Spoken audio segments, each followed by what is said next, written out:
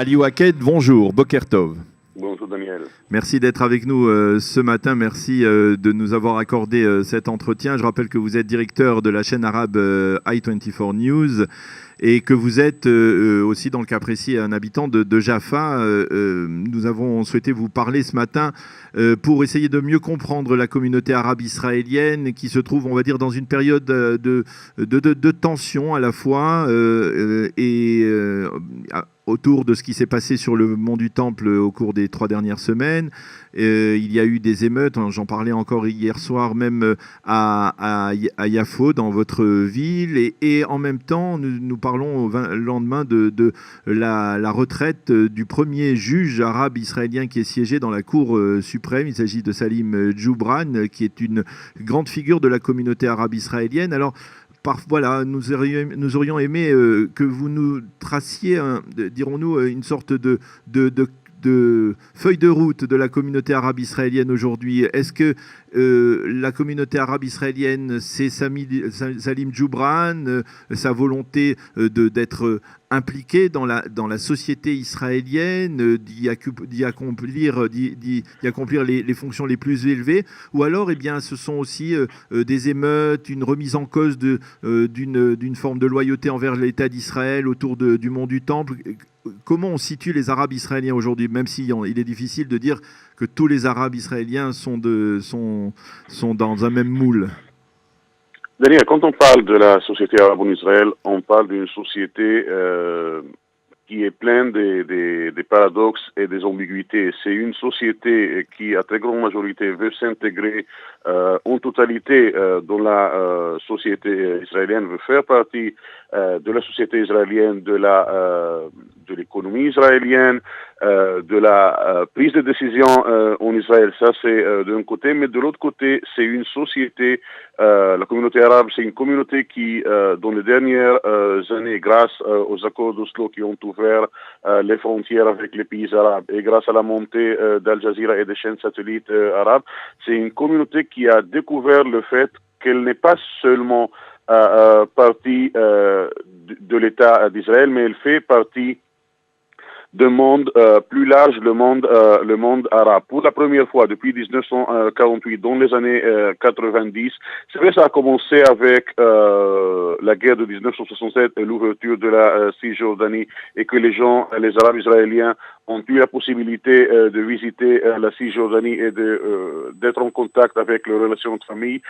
Mais surtout après les accords d'Oslo, la communauté arabe en Israël a découvert le fait qu'elle fait partie d'une nation plus large, plus grande, c'est la nation arabe, d'un côté. De l'autre côté, c'est une communauté qui a appris comment apprécier le fait qu'elle vit en Israël, que malgré le fait que, selon les données officielles, la communauté arabe en Israël est au meilleur des cas une seconde classe. On n'est pas encore des citoyens totalement égaux.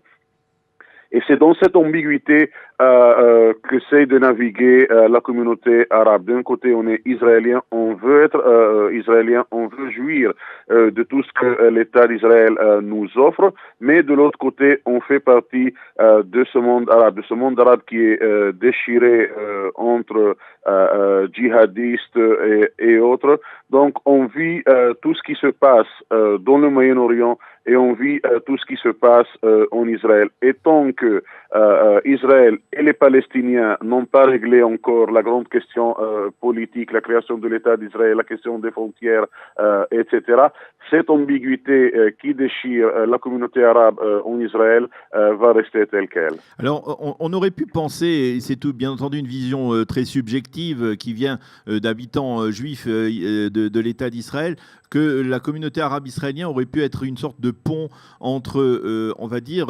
l'ensemble de la population israélienne et les Palestiniens pour essayer de régler justement ou de faire avancer un règlement du conflit israélo-palestinien. Et là, il faut bien avouer que, ne serait-ce par exemple qu'au travers des députés de la liste arabe israélien, on a le sentiment que ce sont beaucoup, souvent, peut-être pas de manière, pas tous bien entendu, mais souvent des députés qui incitent, qui provoquent, qui recherchent la provocation et et qui ne contribuent pas véritablement à essayer de faire avancer les choses dans ce domaine. Vous êtes d'accord avec ça? Des députés provocatifs, on en connaît dans toutes les listes, Daniel. Bien entendu. Des listes de droite, des listes de centre et des listes de la gauche, y compris la liste arabe unie. Mais si on regarde par exemple les sondages qui sont faits et les études qui sont faites par exemple par le professeur Sami Sabouk à l'université de Haïfa, ces études prouvent encore que plus que 2/3 de la communauté arabe en Israël veulent être totalement intégrés dans la société israélienne.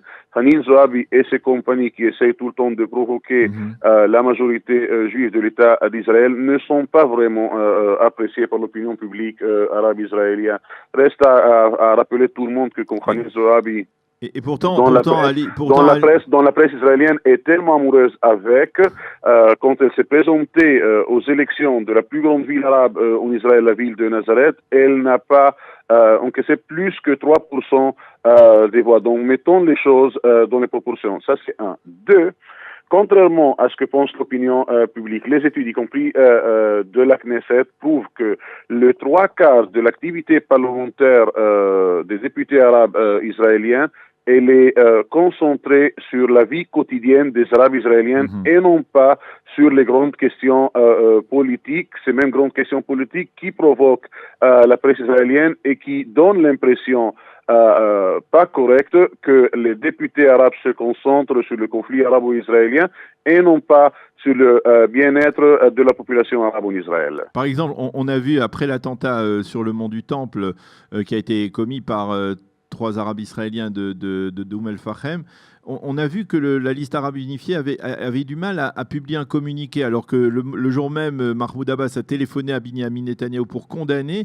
Eh bien, dans le secteur arabe israélien, en tout cas les représentants officiels à la Knesset ont eu du mal à condamner. La condamnation a été, on va dire, très longue et très fastidieuse et peut-être pas de manière pas tranchante, de manière très claire.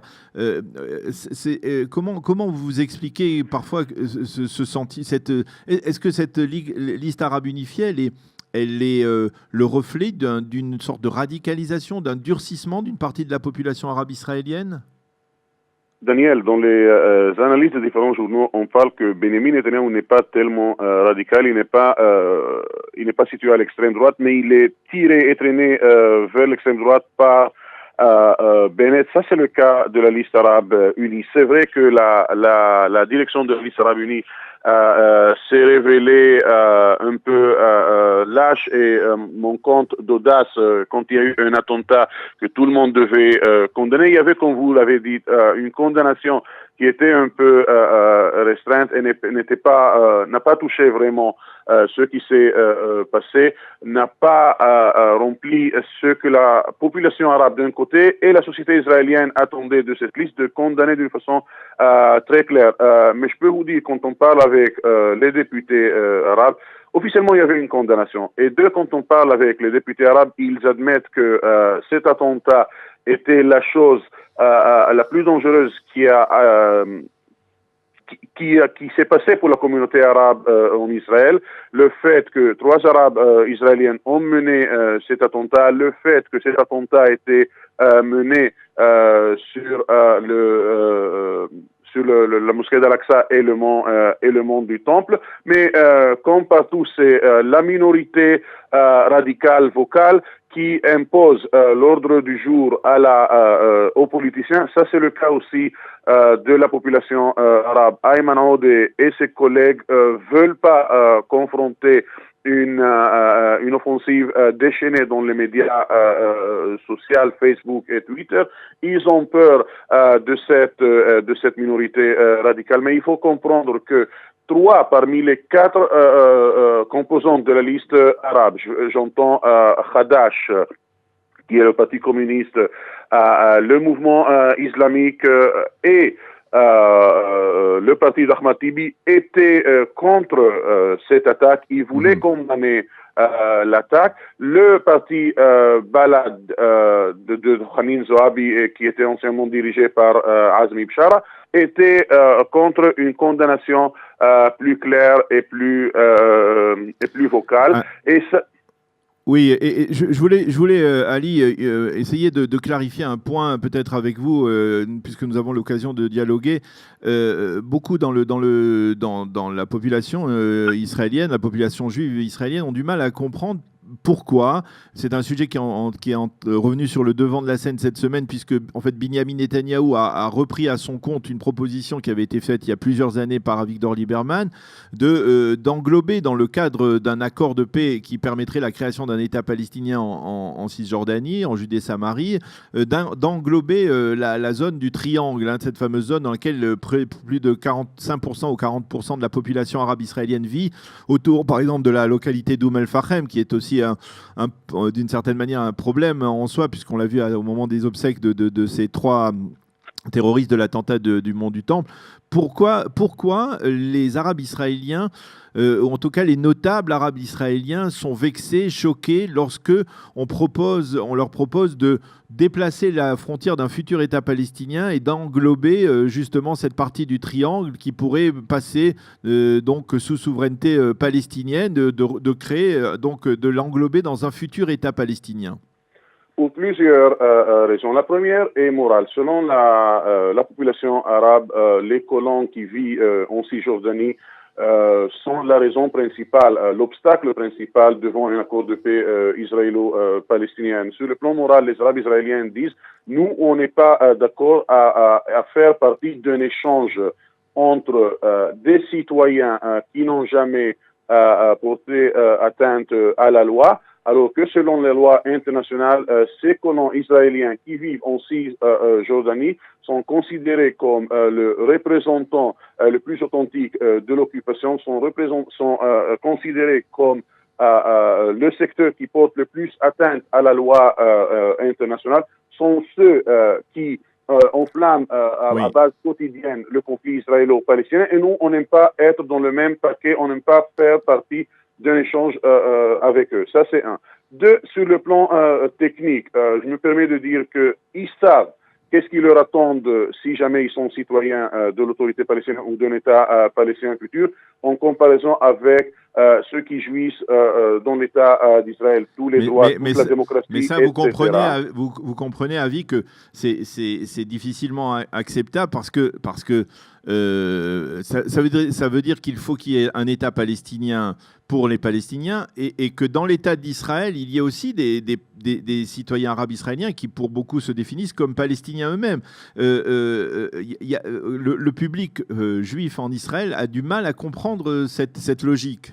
La direction palestinienne, Daniel, a dit que les Juifs qui voudront rester, faire partie de l'État palestinien parce qu'ils aiment vivre à Hébron ou ils aiment vivre à côté des lieux saints dans la région de Naples, sont invités à rester et faire partie de l'État d'Israël. C'est vrai que la direction palestinienne dit ça non sans grand enthousiasme. Mais même Abbas a dit plusieurs fois le contraire aussi, mais bon, disons que d'accord.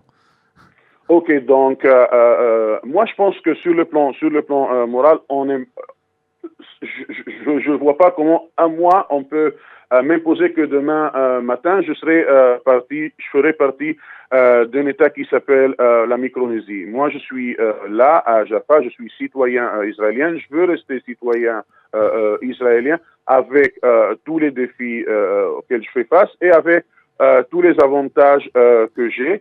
Et je pense qu'on ne peut pas m'imposer du jour au lendemain de faire partie d'une entité que je ne connais pas, d'une entité que j'apprécie pas.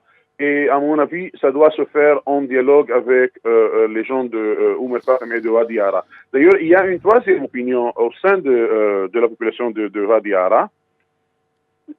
Cette petite partie qui est prête à faire partie de l'État palestinien, mais ils disent pas en échange. Pas en échange avec les colonies, avec les colons israéliens. Je comprends. Écoutez, Ali Waked, on pourrait dialoguer longtemps. Nous le faisons hors antenne souvent ensemble, mais on pourrait dialoguer avec vous longtemps. Cela nous a donné envie de vous recontacter dans une autre occasion. En tout cas, on vous remercie d'avoir accepté de répondre à nos questions ce matin sur studiokalita.com. Merci d'avoir été avec nous et à la prochaine fois. Merci et shalom, shalom. Shabbat shalom. Voilà, nous étions donc avec Ali Waqued, directeur de la chaîne arabe de i24 News. Nous avons donc une actualité très chargée ce matin, pas le temps de musique. Tout de suite, la chronique d'Eliana Gurnikel, Un jour notre histoire, qui va nous parler ce matin de Raoul Wallenberg.